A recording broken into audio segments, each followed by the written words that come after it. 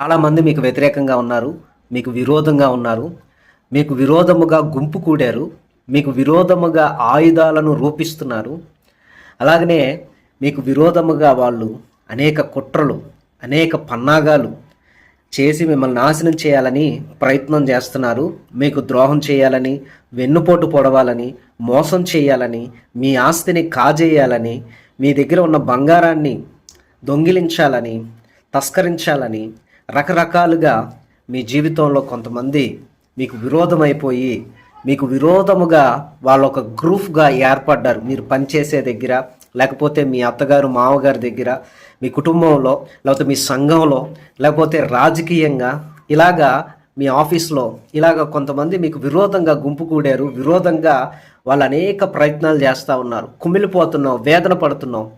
ఎంతో ప్రేమించావు, ఎంతో మేలు చేసావు, వాళ్ళకి అవసరమైతే ఎన్నో అవసరాలను తీర్చావు, గుండెల మీద ఎక్కించుకొని వాళ్ళను హృదయం నిండా ప్రేమించావు. కానీ ఈ రోజున వాళ్ళు నీకు విరోధముగా ఒక గ్రూప్ అయ్యారు. నీకు విరోధముగా వాళ్ళు అనేక రకాలైన ప్రయత్నం చేస్తూ ఉన్నారు. అలాగనే ఈ రోజున నువ్వు ఏం చేయాలో దిక్కుతోచని స్థితిలో నువ్వు ఉన్నావు.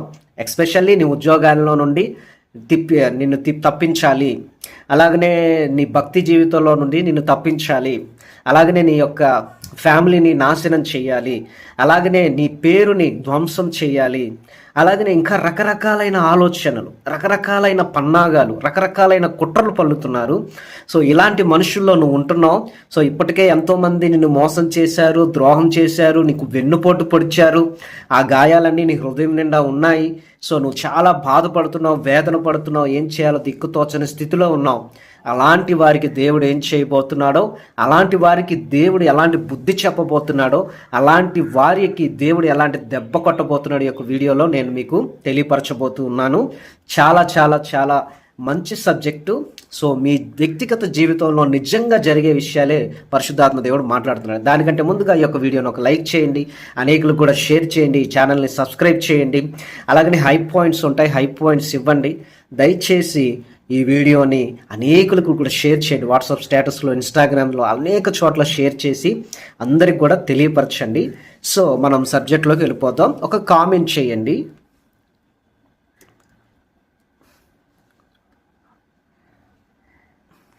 కామెంట్లో నాకు విరోధమైనది సఫలము కాదు అని మీరు కామెంట్ చేయండి. సో మొట్టమొదటిగా బైబిల్ గ్రంథంలో నుండి యెషయా గ్రంథము 54వ అధ్యాయము 15వ వచనం. యెషయా గ్రంథం 54వ అధ్యాయము 17వ వచనం. ఈ రెండు వచనాలను మనము ఇప్పుడు ధ్యానం చేసుకుందాం బైబిల్ గ్రంథంలో నుండి. సో దేవుడు నీతో మాట్లాడబోతూ ఉన్నాడు.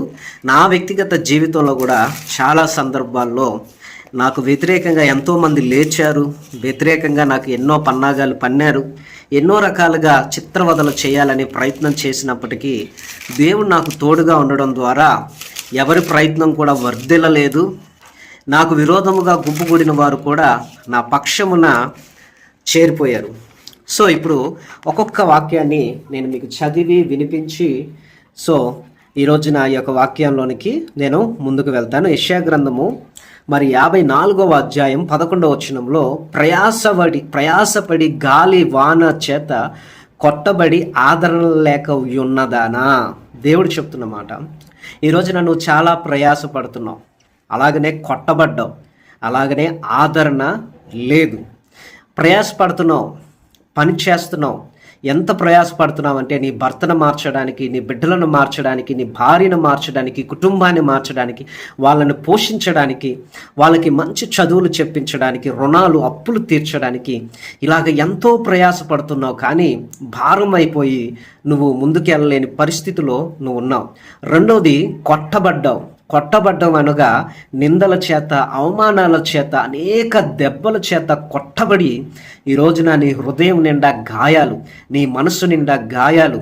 నీ హృదయం గనక తీస్తే, నీ మనసును తీస్తే అక్కడ అనేక కత్తిపోట్లు ఉంటాయి, అనేక గొడ్డల యొక్క పోట్లు ఉంటాయి, అనేకమైన వెన్నుపోట్లు ఉంటాయి.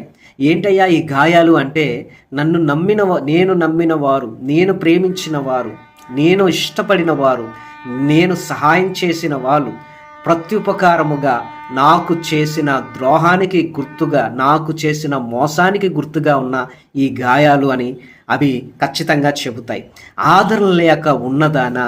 ఆదరణ అనేది ఈ రోజున నీ జీవితంలో లేదు. ఆదరణ అనగా ఈ రోజున సేద తీరుదాము, ఏదో ఒక విషయంలో ఆదరణ కలుగుతుంది అని చెప్పి నీ భర్త దగ్గర, లేకపోతే నీ భార్య దగ్గర, స్నేహితుల దగ్గర, బంధువుల దగ్గర అనేక రకాలుగా ఆదరణ కోసం, ఆఖరికి తాగడానికి కూడా అక్కడన్నా ఆదరణ దొరికిద్దామని చెప్పి తిరుగుతూ ఉన్నావు. అయితే దేవుడు నీతో చెబుతున్న మాట ఏంటి అంటే, ఇక్కడ రాయబడి ఉన్నది, నీకు విరోధముగా రూపింపబడిన మరి ఏ ఆయుధము, నీకు విరోధముగా రూపింపబడిన ఏ ఆయుధము వర్ధిల్లదు. అపోజిషన్లో వాళ్ళు నీకు విరోధముగా ఒకవేళ చేతబడి చేస్తున్నారేమో, నీకు విరోధముగా బాణామతి చేస్తున్నారేమో, లేకపోతే వాళ్ళు రూపించిన, అంటే ఏదైనా ఒక పక్కా ప్లానింగ్తో నీకు స్పాట్ పెట్టి నిన్ను చంపాలని చూస్తున్నారేమో, లేకపోతే నీ కుటుంబాన్ని నాశనం చేయాలని చూస్తున్నారేమో. దేవుడు చెప్తున్నాడు అది వర్ధిల్లదు. అంటే వాళ్ళు నీ మీదకి బాణాలు వేయగలుగుతారు కానీ ఆ బాణము నీ మీదకి రాదు. దేవుడు దాని యొక్క డైరెక్షన్ని వాళ్ళ వైపే తిప్పుతాడు. వాళ్ళు విసిరిన బాణం వాళ్ళ గుండెల్లోనే దిగిద్ది. వాళ్ళు పెట్టిన శాపాలు వాళ్ళకే తగులుతాయి. వాళ్ళు చేసే ప్రయత్నాలు వాళ్ళకే నష్టాన్ని కలుగు చేస్తాయి.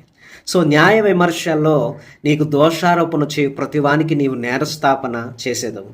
అనగా న్యాయ విమర్శ అనగా కోర్టు, పోలీస్ స్టేషన్, పెద్ద మనుషుల దగ్గర వీళ్ళందరూ కూడా నీ మీద దోషారోపణ చేసి బహుశా ఎన్నో సంవత్సరాల నుండి కోర్టులో కేసుల చేత బాధపడుతూ, వేదన పడుతూ, దుఃఖపడుతూ ఉన్నావేమో. దేవుడు నీతో చెబుతున్న మాట, ఎవరైతే నీ మీద ఆరోపణ చేస్తున్నారో వాళ్ళకే నువ్వు నేరస్థాపన, వాళ్ళే నేరస్తులని వాళ్ళే రుజువు అవుతారు. సో నీకు విరోధముగా ఏదైతే రూపిస్తున్నారో, అంటే ఒక ప్రణాళిక రాస్తున్నారో, ఏదైతే ప్లాన్ వేస్తున్నారో అది వర్ధిల్లడం అంటే అది సఫలం అవ్వదు, అది సక్సెస్ అవ్వదు. వాళ్ళు ఏం చేసినా కానీ అది దేవుడు నీ యొద్దకు రాకోకోకుండా కాపాడుతాడు. సో దేవుడు నీకు ఇచ్చిన గొప్ప వాగ్దానం, యెషయా గ్రంథం 54వ అధ్యాయం 17వ వచనం, నీకు విరోధముగా రూపింపబడిన ఏ ఆయుధము వర్ధిల్లదు.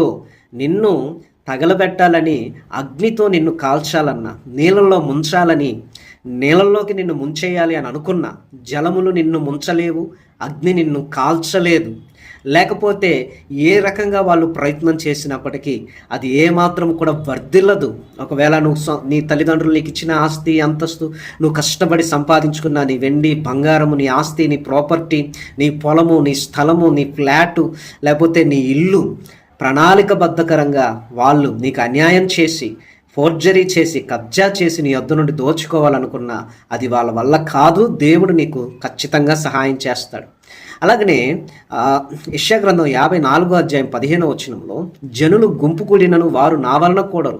అంటే నీకు వ్యతిరేకంగా ఒక గ్రూప్ ఏర్పడిన వాళ్ళు దేవుడు వలన వచ్చిన వాళ్ళు కాదు. అయితే దేవుడు నీతో చెప్తున్న మాట ఏంటంటే, నీకు విరోధముగా, అంటే నీకు ఆపోజిట్గా, నీకు వ్యతిరేకంగా గుంపు కూడువారు, అంటే ఒక 10 మంది నీకు వ్యతిరేకంగా గుంపు కూడారు, లేకపోతే ఒక 50 మంది, లేకపోతే ఒక 100 మంది, 1000 మంది, 10,000 మంది, ఎంతమంది నీకు విరోధముగా గుంపు కూడినా, లేకపోతే నీ వివాహాన్ని నాశనం చేయాలని ఎంతమంది విరోధముగా గుంపు కూడినా, లేకపోతే ఎంతమంది నీ ఆస్తిని కాజేయాలని గుంపు కూడినా, రాజకీయ నాయకులు ఉండొచ్చు, లేకపోతే బాగా డబ్బున్న వాళ్ళు ఉండవచ్చు, లేకపోతే నీకు అన్యాయం చేయాలని ఒకవేళ లాయర్స్ అయినా, లేకపోతే పోలీసు వ్యవస్థ అయినా, ఎవరైనా నీకు విరోధముగా గుంపు కూడిన వారు నీ పక్షపు వారు అవుతారు. అంటే ఈ రోజున వాళ్ళు నీకు ఆపోజిట్గా ఉన్నారేమో కానీ ఒక రోజున వాళ్ళు నీ సైడ్ వచ్చేస్తారనమాట.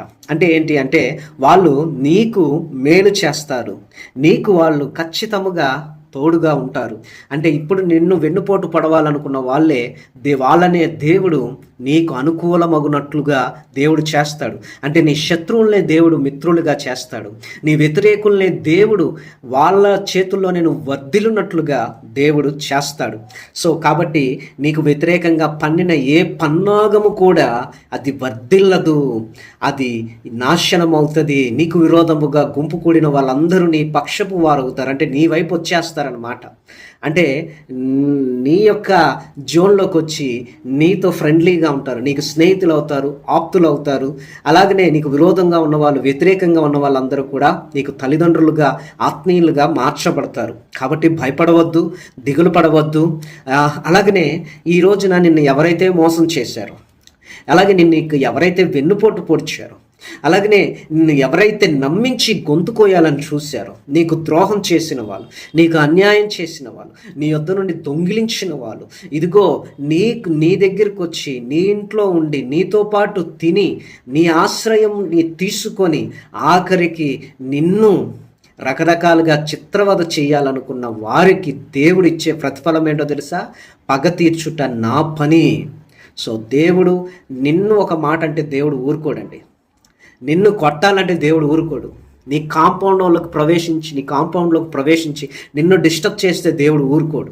లేకపోతే నీకు ఏదైనా ఒక వ్యతిరేకంగా ఏదైనా ఒక ప్లాన్ వేస్తే దేవుడు ఊరుకోడు. ఎందుకనగా నీవు ఆయనకి ప్రియమైన బిడ్డవి, నీవు ఆయనకి ప్రియమైన కుమార్తెవి కనుక అస్సలు నిన్ను టచ్ చేయాలంటే ముందుగా దేవుణ్ణి టచ్ చేయాలి. నిన్ను నాశనం చేయాలంటే ముందుగా దేవుణ్ణి నాశనం చేయాలి. భయపడకు, ప్రార్థన చేయి. నీ శత్రువుల కొరకు ప్రార్థన చేయి. నిన్ను బాధించు వారి కొరకు ప్రార్థన చేయి. నిన్ను హింసించు వారి కొరకు ప్రార్థన చేయి. వాళ్ళ ఎడల ఎలాంటి వివక్ష చూపించమాకు, వాళ్ళని క్షమించు.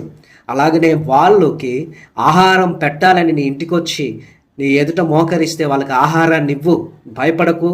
దేవుడు చెబుతున్నాడు, బాధించువారు నీకు దూరముగా ఉంటారు, భీతి నీకు దూరముగా ఉండును, అది నీ దగ్గరికి రానే రాదు. నీకు విరోధముగా గుంపుకూడు వారు నీ పక్షపు వారగుదురు. ఇదిగో నీకు విరోధముగా రూపింపబడిన ఏ ఆయుధమును వర్ధిల్లదు. కాబట్టి దిగులు పడకు. ఈ సమయంలో నీ కొరకు ఒక చిన్న ప్రార్థన నేను చేస్తాను. కళ్ళు మూసుకోనండి. మహాపరిశుద్ధుడా, నీకు వందనాలు. నీ బిడ్డ కుటుంబాన్ని దీవించి ఆశీర్వదించి బలపరచు, స్థిరపరచు. నీ బిడ్డకి వ్యతిరేకంగా ఉన్న వారిని నీ నామంలో ప్రభువా నీ బిడ్డ పక్షపు వారగునట్లుగా చేయండి. ఆదరించండి, దీవించండి. మీరే నీ బిడ్డకు తోడై నడిపించి ఆశీర్వదించమని యేసు నామములో అడుగుతున్నాను తండ్రి, ఆమేన్. వ్యక్తిగతంగా మీకు ఏమైనా ప్రార్థన అవసరతలు ఉన్నట్లయితే 99089363 ఈ నెంబర్కి కాల్ చేసి మీ ప్రార్థన అవసరతలు తెలియపరచండి. అలాగనే మేము చేస్తున్న చిన్నపాటి పరిచర్యని మీరు ఆదరించి ప్రోత్సహించాలనుకున్నట్లయితే, ఈ యొక్క వాక్యాన్ని విని మీరు మేలు పొందుకొని దీవెనలు పొందుకున్నట్లయితే, అలాగనే దేవుని యొద్ద నుండి అధికమైన మేలు పొందుకోవడానికి ఈ చిన్నపాటి పరిచర్యకి మీ వంతుగా సహకరించండి.